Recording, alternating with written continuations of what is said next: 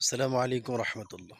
মুনাফিকের আলামত তিনটি: কথা বললে মিথ্যা বলে, ওয়াদা করলে ভঙ্গ করে, আমানতের খেয়ানত করে। আর খাঁটি মুনাফির আলামত চারটি। খাঁটি মুনাফির আলামত চারটি। তাহলে খাঁটি মুনাফিকের আলামত কয়টি জানলাম?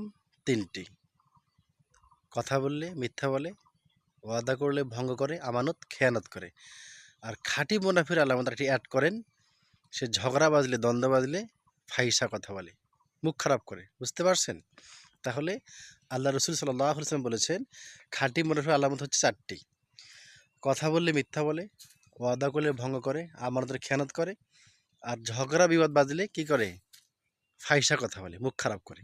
আসুন, আর এই চারটি গুণের যে কোনো একটি যদি কারোর মধ্যে থাকে, তার মধ্যে মুনাফিকি আলামত শুরু হয়ে গেছে। আসুন আমরা মুনাফিকি লক্ষণগুলো থেকে